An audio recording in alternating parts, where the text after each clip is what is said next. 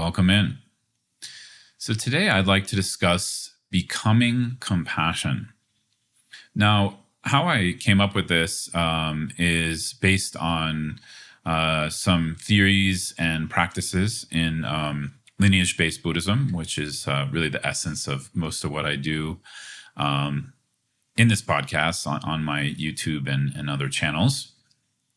And I was reflecting the other day on the difference between acting out compassion and more like living from it.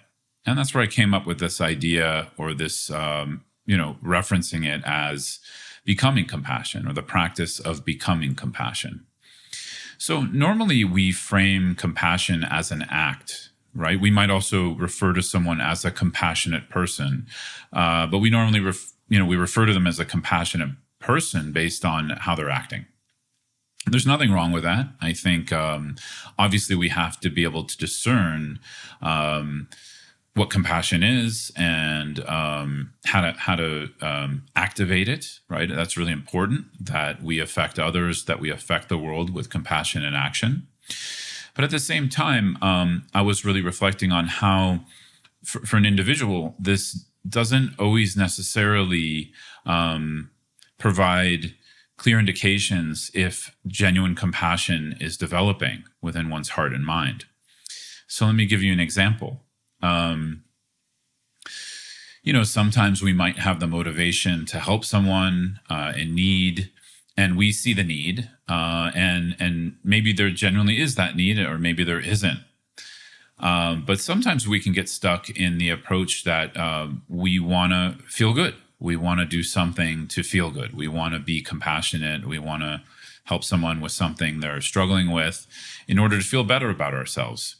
Now, still, again, this isn't bad necessarily. There's nothing wrong with that. Actually, the Dalai Lama sometimes calls that like smart selfishness, like being selfish, but in a smart way. Because if the person really does need help with that and we help them, they don't care if our compassion is genuine or not. They get the benefit, right? And so in that sense, we can just kind of leave that aside for a moment and just, say that's fine. But now when we're talking about developing on an individual level, deeper levels of compassion so that our actions can actually be much more skillful in the long run, we have to look more at how our mind and heart is sitting within compassion. And we have to develop a little bit of a ruthless honesty with ourselves, right? So there's a wonderful quote I'd like to share here, which goes a little bit like this. We don't help because we want to help. We help because help is needed, right? And so the second part of this quote refers to what I want to discuss about becoming compassion, which is, in order to discern where help is needed, we have to be highly attuned to ourselves and others. And a way we develop that attunement is through being honest with our motivations, getting to know our mind through meditation and awareness, and also understanding what compassion really feels like and what it means to become compassion, right? So I often say compassion starts on our side of the street, meaning it starts with our relationship to the contents of our inner life. It starts with our relationship to ourselves. Now, this is a bit tricky in Buddhism because we have this question, what and where is the self? And so I like to more frame this as a relationship to the contents of our experience, or to the contents of what makes up what we think self is, right? So basically, I'm talking about how we relate to our form, like different kinds of experiences in our body, sensations, different perceptions we're having, as well as thoughts and emotions, right? And so these are our experiences. As I said, they're the contents of our experience, the contents of what make up, what we think of as self. And often we think of, we might hone in on one or several of these at a time and attribute that to self. That's another discussion. But either way, when we work on our side of the street with compassion, we're first really focusing on developing a compassionate approach to the contents of our experience. And so I have a lot of content on this. I really like to emphasize somatic-based compassion practices for this, meaning, practices where we meet things in our feeling world and we meet them with kindness and non-judgment. I have many different guided meditations on this if you want to check those out. A lot of them derive from my main teacher's practice on what's called the handshake practice. So you can also search for that and find out from Sonny Rinpoche what he has to say about that. But either way, that's kind of one of the main ways I like to emphasize this development of working on our side of the street.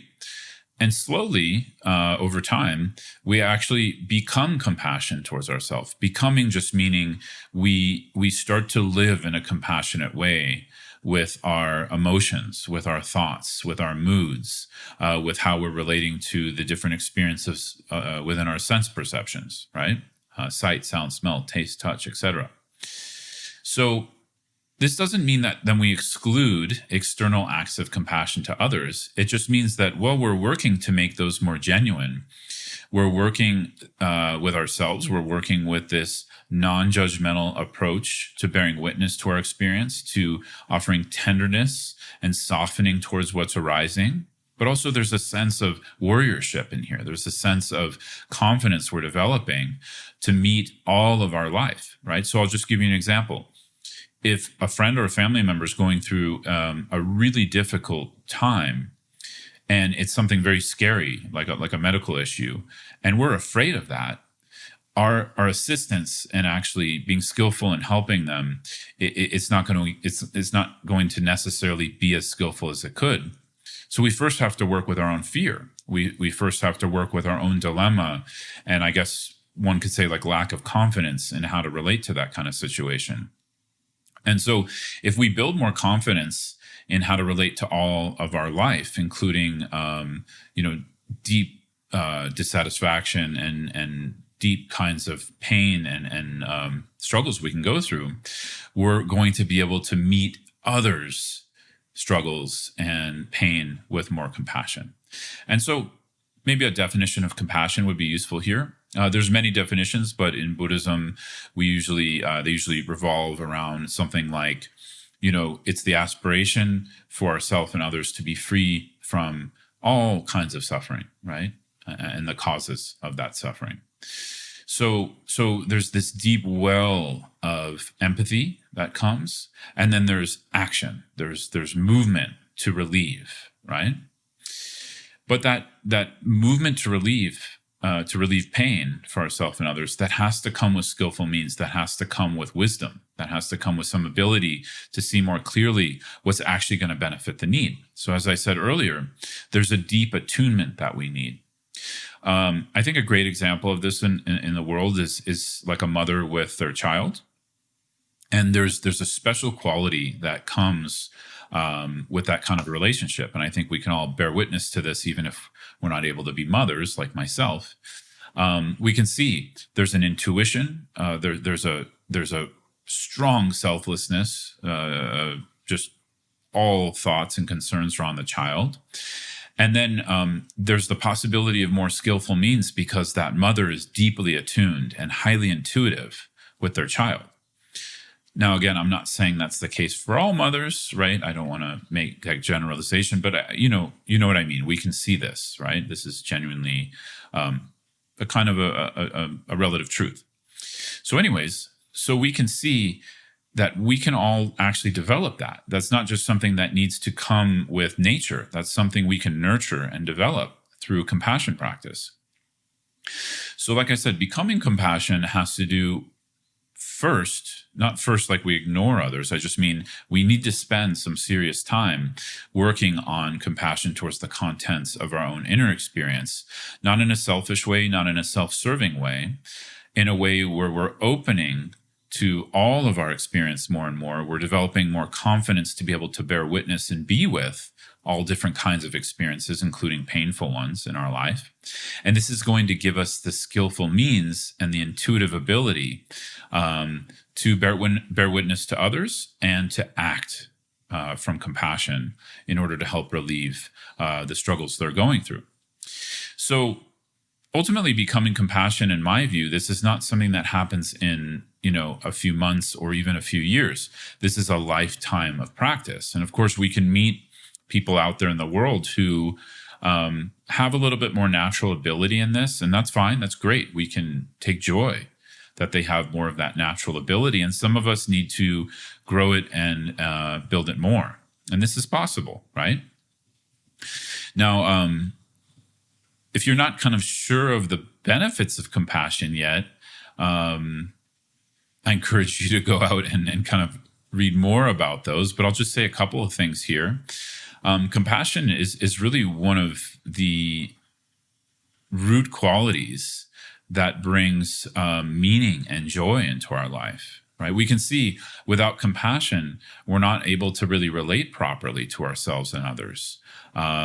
We end up creating situations or supporting situations that might not only cause harm, but might just cause like discontentment and disease. So compassion and fostering compassion, and in this case, becoming compassion, is one of the surefire ways we can develop more well-being and contentment in our life. So that's okay to have that aspiration. That's not selfish, because we're also having compassion towards ourselves. We're included as a being in this world. And what that compassion means is, what's going to bring about genuine well-being, joy, and of course, on the Buddhist path, awakening and freedom. So for me, this is really one of the key reasons to develop compassion, that there is a way we can be. There's something we can cultivate and develop in our life and live from that place that not only brings us a lot of joy, but really benefits others and brings meaning to them and helps to make this world a better place. So there, to me, it's just pluses all over the place. There's no minuses. I guess the only minus is this is challenging for some of us, and it takes practice. It takes work to become compassion. Engaging in a compassionate act, we can all do that, and I also encourage that. Whether you've developed this, what I'm talking about, in a deep way or not, we should all help, right? But while we're helping, we can also be working on these deeper layers of becoming compassion. So just a few thoughts on this. As always, I'd love to hear from you. If you want to leave some comments, if you're watching on YouTube, if you would like to reach out to me, you can do that through my website at scotttusa.com. On there, I also have some courses on compassion if you want to learn a little bit more about what I'm talking about, as well as all kinds of practices and approaches for actually doing this. So, I hope this helped, and have a good one.